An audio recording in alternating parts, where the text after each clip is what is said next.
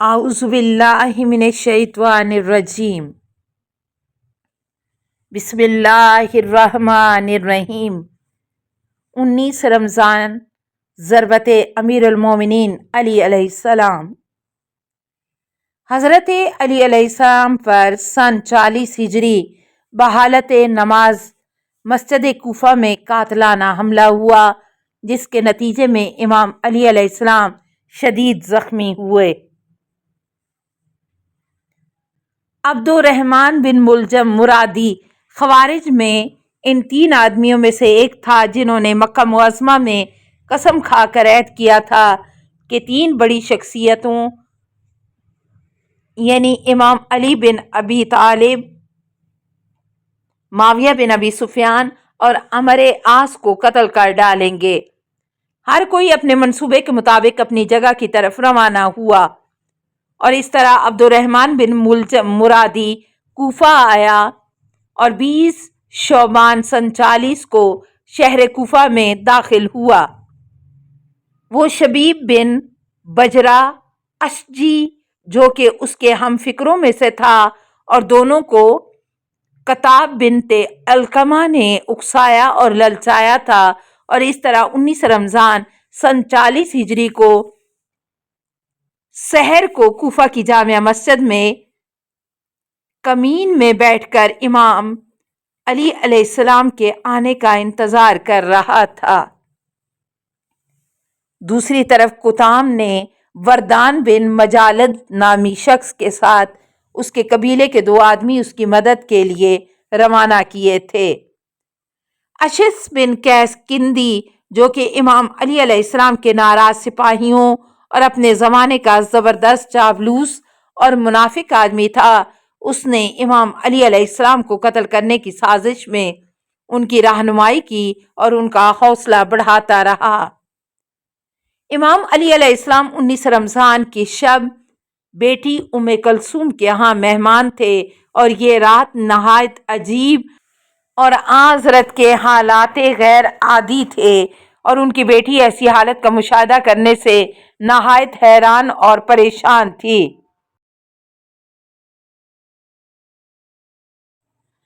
روایت میں آیا ہے کہ امام علی علیہ السلام اس رات بیدار تھے اور کئی بار کمرے سے باہر آ کر آسمان کی طرف دیکھ کر فرماتے تھے،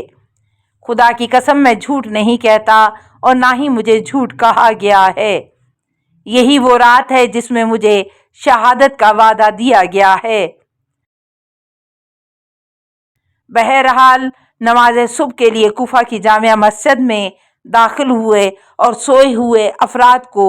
نماز کے لیے بیدار کیا۔ من جملہ خود عبد الرحمن بن ملجم مرادی کو، جو کہ پیٹ کے بل سویا تھا، اس کو بیدار کیا اور اسے نماز پڑھنے کو کہا۔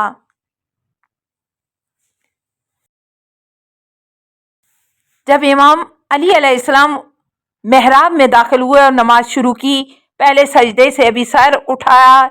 ہی نہ رہے تھے کہ شبس بن بجرہ نے شمشیر سے حملہ کیا، مگر وہ محراب کے طاق کو جا لگی، اور اس کے بعد عبد الرحمن بن ملجم مرادی نے نعرہ دیا،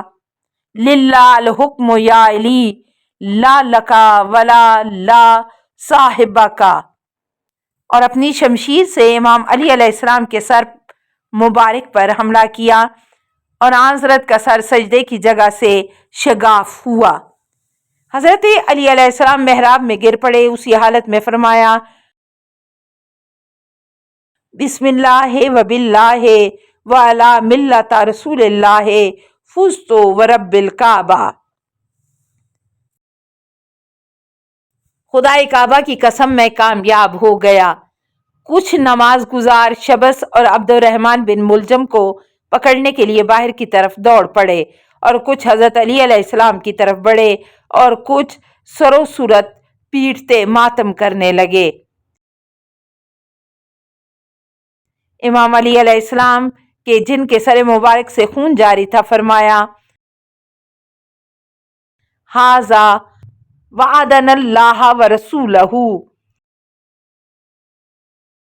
یہ وہی وعدہ ہے جو خدا اور اس کے رسول نے میرے ساتھ کیا تھا۔ امام علی علیہ السلام چونکہ اس حالت میں نماز پڑھانے کی قوت نہیں رکھتے تھے، اس لیے اپنے فرزند امام حسن مجتبی علیہ السلام سے نماز جماعت کو جاری رکھنے کا کہا اور خود بیٹھ کر نماز ادا کی۔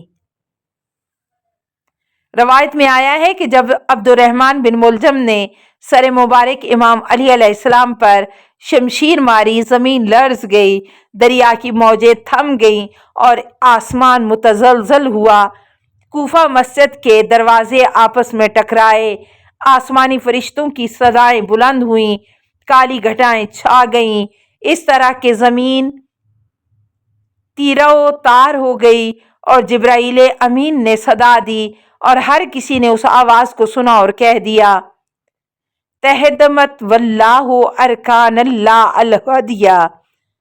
وانتمست آلام التقی وانفصمت العروۃ الوثقی قتل ابن ام المصطفیٰ قتل الوسیع المجتبی قتل علی المرتضی قتل الاشقی الاشقیاء۔ ترجمہ: خدا کی قسم، ہدایت کے رکن کو توڑ دیا گیا، علم نبوت کے چمکتے ستارے کو خاموش کیا گیا اور پرہیزگاری کی علامت کو مٹایا گیا اور عروۃ الوثقی کو کاٹا گیا، کیونکہ رسول خدا صلی اللہ علیہ وسلم کے ابن عمو شہید کیا گیا۔ سید الاوصیاء علی مرتضیٰ کو شہید کیا گیا، اسے شقی ترین شقی ابن ملجم نے شہید کیا۔ اس طرح بہترین پیشوا، عادل امام، حق طلب خلیفہ، یتیم نواز اور ہمدرد و حاکم، کامل ترین انسان، خدا کا ولی، رسول خدا محمد صلی اللہ علیہ وسلم کے جانشین کو روئے زمین پر سب سے شقی انسان نے قتل کر ڈالا اور وہ لقاء اللہ کو جا ملے۔ الہی پیغمبروں اور رسول خدا صلی اللہ علیہ وسلم کے ساتھ ہم نشیں ہوئے اور امت کو اپنے وجود بابرکت سے محروم کر گئے۔ اللہم صلی علی محمد و آل محمد، اللہم عجل لولیک فرجہم ولانا اعداءہم والحیت والطاغوت۔ حوالہ کتب: تاریخ یعقوبی اردو جلد 2 صفحہ 138، اخبار الطوال ترجمہ صفحہ 260، تاریخ یعقوبی ترجمہ جلد 2 صفحہ 90، بحار الانوار جلد 42 صفحہ 281۔ التماس دعا: اللہم صلی علی محمد و آل محمد و آلہ الطیبین الطاہرین المعصومین۔